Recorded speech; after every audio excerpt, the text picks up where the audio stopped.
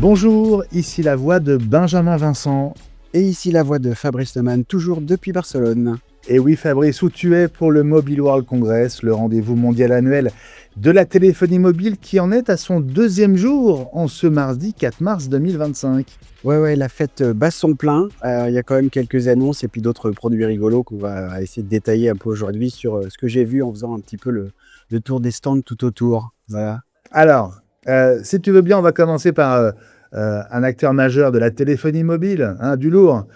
Ce gros bonnet coréen, c'est évidemment Samsung, avec des annonces qui viennent compléter la gamme, si on peut dire. Bah oui, alors c'est intéressant parce que Samsung a quand même plutôt l'habitude de faire ses propres événements, hein. Donc on sait que je sais même plus comment ça s'appelle, mais ils sont quand même présents sur le Mobile Les World Congress. Unpacked. Voilà, Unpacked, c'est ça. Donc ils auraient présenté le Galaxy S25 et ça, on est dans le super haut de gamme, plutôt cher et avec, il y a tout dedans. Heu, Certains étaient, un peu, déçus parce que c'était du haut de gamme et qui semblait pas très, inventif en fait, hein. Globalement, il y avait pas grand chose de nouveau malgré tout. Et donc là, au Mobile World Congress, ils ont, annoncé, leur modèle, d'entrée et de milieu de gamme. Et donc la série des A, donc alors là, on a droit au A26, A36 et A56. Heu, alors la première chose que je remarque, c'est quand même un peu dommage, ils annoncent le S25 et les A, c'est 26 et ça se termine par 6. Je trouve ça dommage. Ils ont sauté les gammes pour passer, je sais plus, du 7 ou 8 au numéro de l'année et ils sont pas Hmm. capables de continuer sur toute la gamme. Ce serait bien de simplifier, moi, je trouve. Enfin bon, On ça, s'y c'est mon retrouve petit pas. commentaire de côté. Compliqué. C'est compliqué. Heu, voilà, donc c'est des smartphones donc qui sont tous, 5G, ils ont tous des écrans, de 6,7 pouces, et ce qui est toujours assez étonnant, moi je remarque toujours ça, hein, c'est que maintenant la norme quand même sur tous ces smartphones, qu'ils soient, d'entrée de gamme ou de milieu de gamme, ils sont tous avec un rafraîchissement de 120 Hz. Heu, c'est pas pour enfoncer le clou, mais quand même, quand, je fais toujours la comparaison avec les iPhones et l'iPhone 16e qui est, l'iPhone, d'entrée de gamme chez Apple à 720 €, je rappelle, qui est toujours coincé à 60 Hz.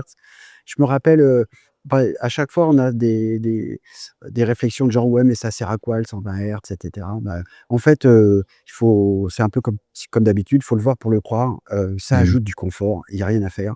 Quand on sait qu'on peut l'avoir sur des smartphones qui sont quand même plus abordables, hein, parce qu'on pourra aller tout de suite sur les prix que je cherche parce que je les connais pas par cœur. J'essaye de trouver ça, au moment où on se parle, mais on est à 300, 400, 500 € et bah, ça fait mal, quoi, voilà. En plus, les Samsung, là, ils sont plutôt bien équipés. Ils ont 6 ou 8 gigas de RAM, ils ont 128 ou 256 gigas de Ouais. stockage. Ouais. Wi-Fi 6 ou Wi-Fi 6E, ça dépend des modèles. Heu, voilà, ils ont 3 capteurs photo. Heu, Même le A26, je crois non, le A26, il en a que 2, je crois. Non, 3, Voilà, 3 donc aussi. Ouais. 3. il en a 3 3 sur aussi, le ouais. 26. Ouais. Donc tu vois, c'est assez frappant de voir ça. Je sais pas pourquoi ça me frappe cette année, mais je trouve qu'il y a, une offre, de smartphone ou Android qui fait très mal je trouve, à Apple, quoi. Parce que, Ouais. il y a un choix, vraiment de dingue, dans des gammes de prix très, très larges, avec des produits vraiment intéressants. Donc, Ouais.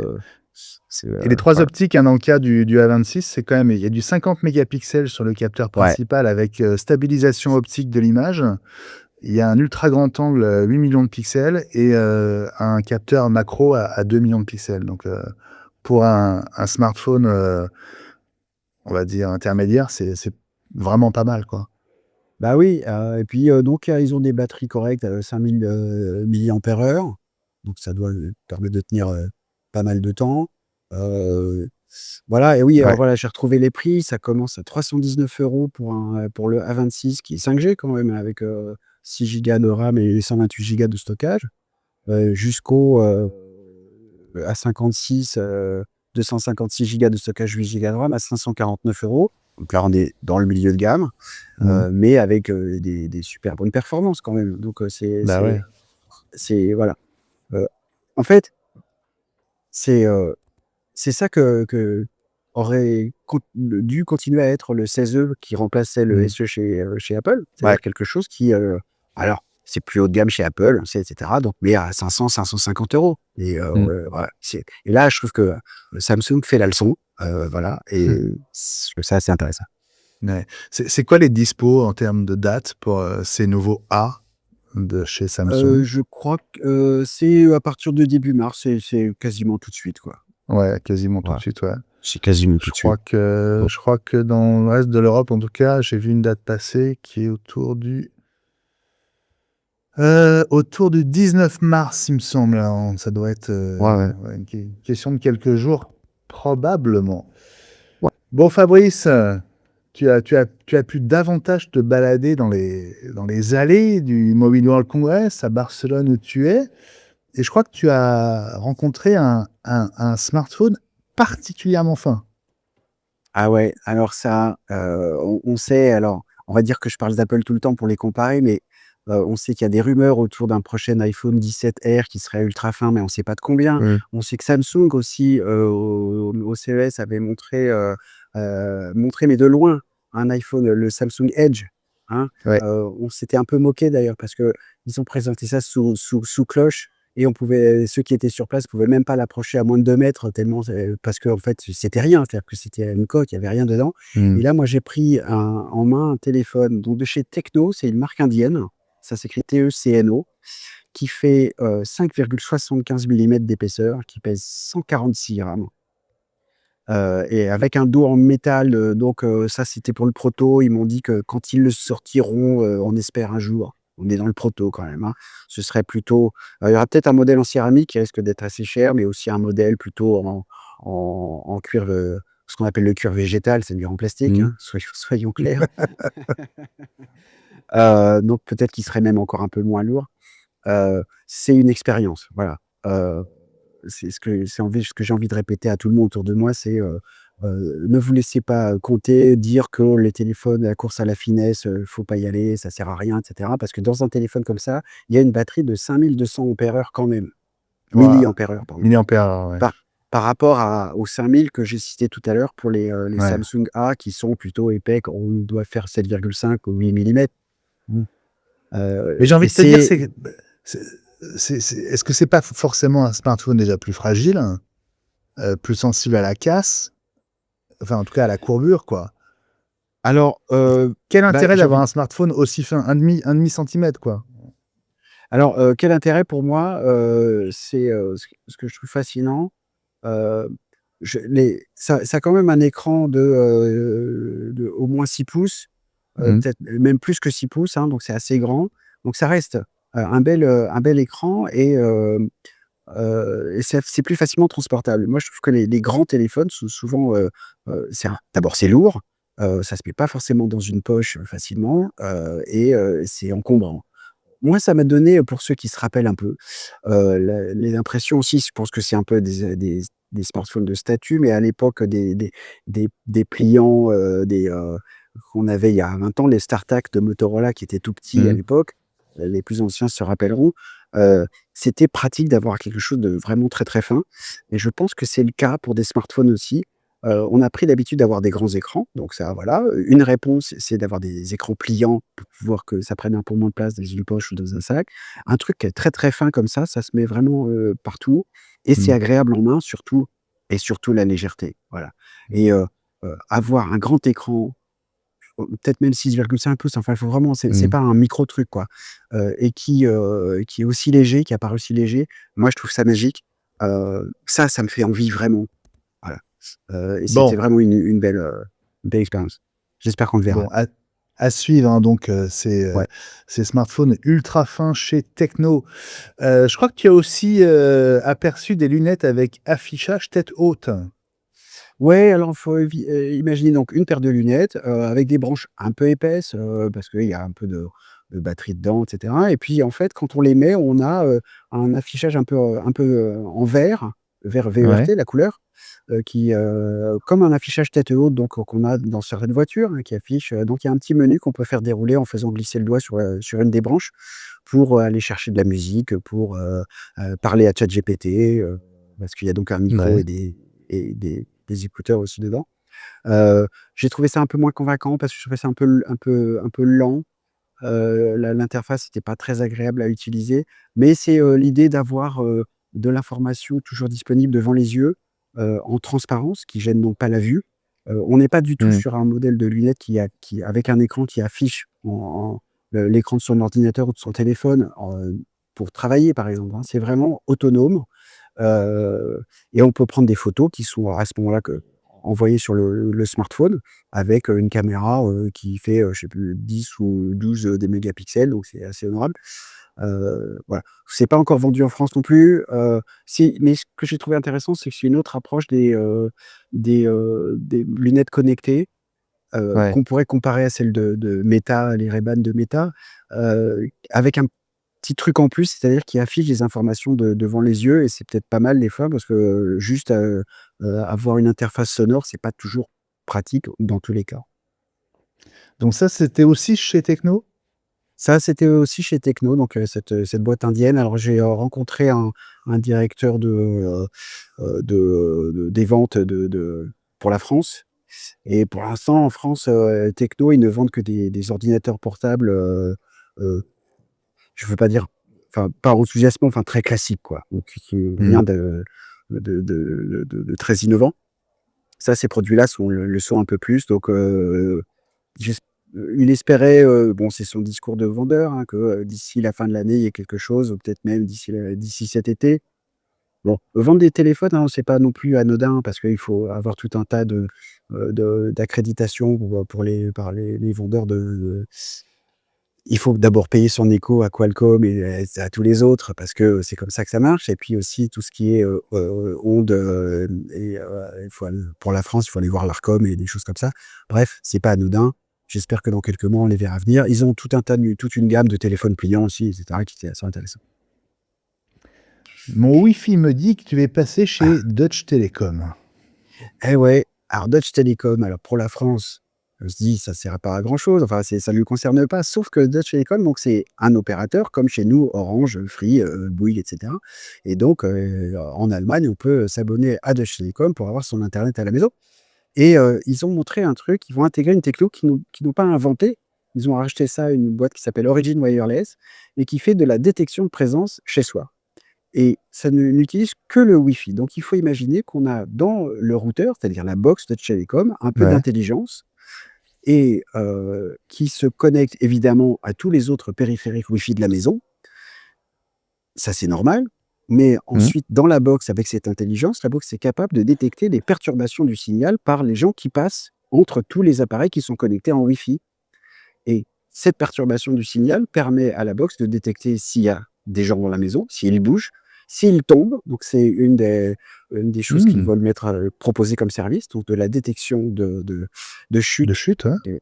de plutôt de personnes âgées, par exemple, mais aussi de la détection de présence, donc que ce soit chez soi ou dans des magasins, par exemple, où ça peut servir de 1er niveau de système de sécurité sans avoir à ajouter autre chose que cette box et ce service qui vont, heu, ils vont le vendre, hein, évidemment. Ça va être, une partie intégrée à l'abonnement, qu'on a pour son internet et puis une autre partie avec des services en plus.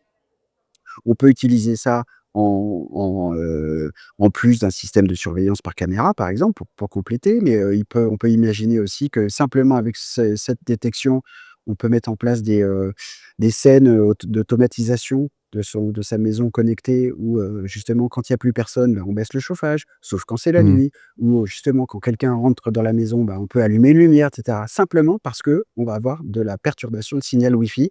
J'ai trouvé ça aussi fascinant. Pour montrer Excellent. ça, sur le stand, ils avaient un écran, donc on verra pas ça quand on aura ça chez soi, hein, mais pour le voir, il y avait une visualisation en mode point et donc quand Mmh. on passait entre 2 appareils reliés en Wi-Fi, on se voyait à l'écran et il y avait marqué: «Détection d'un être humain». Voilà, et c'était fait Excellent. en temps réel. C'était absolument fascinant. J'ai hâte de voir ça.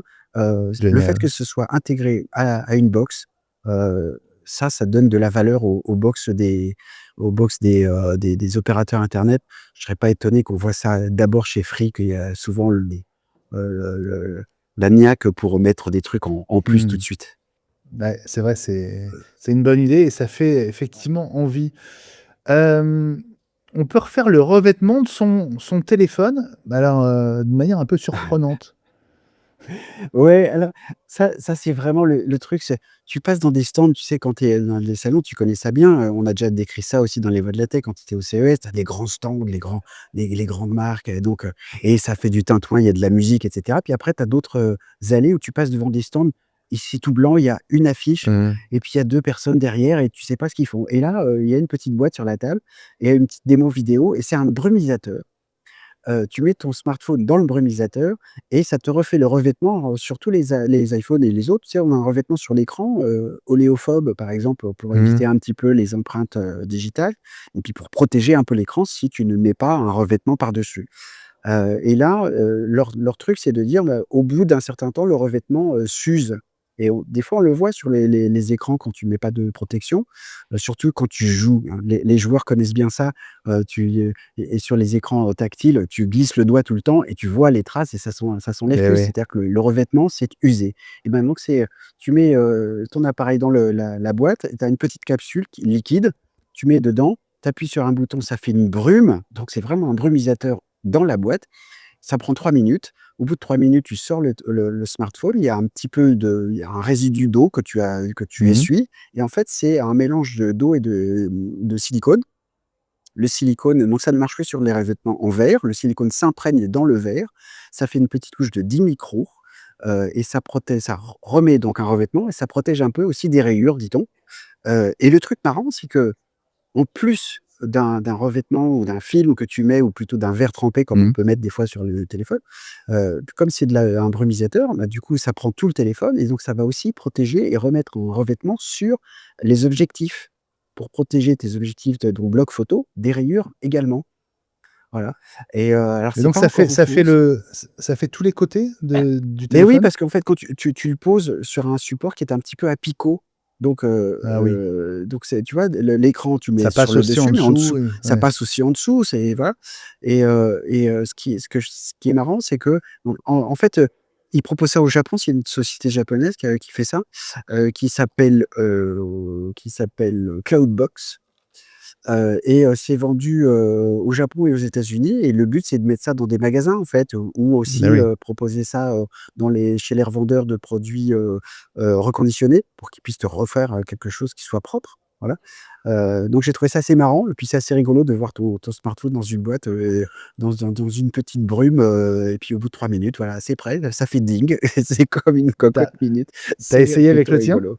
Mais oui, j'ai mis mon iPhone 16 dedans et Alors? maintenant je le montre à l'écran et j'ai un Oh, il est revêtement tout tout beau, tout neuf, beau, tout tout oui, qui beau. brille et tout et Mais voilà. sérieusement, tu vois la différence? Ce que j'ai en fait, j'ai vu, j'ai senti je sens sous le doigt, et c'est vrai, hein, un rapport différent au toucher. Mais je peux OK, pas te dire si c'est mieux ou pas, mais j'ai senti une différence, voilà, OK. au toucher. Est-ce qu'ensuite Bon, la protection contre les rayures, eh bien, il faudra que je vous dise, dans 6 mois si, si des fois c'est les ça. rayures qui sont revenues ou pas. Et ça coûte combien si on le fait en magasin? Ils ont une idée du Ça prix? coûte, aux États-Unis, une trentaine de dollars. D'accord, OK. Voilà, voilà, Super, donc Cloudbox, hein, le nom de cette, voilà. Ça, c'est vraiment le genre de truc qu'on peut découvrir au société. détour d'une allée, c'est Ah plutôt ouais, rigolo. ouais, Voilà, en se perdant quasiment. exactement. Bon Fabrice, on va terminer, cette spéciale, Mobile World Congress, par Lenovo?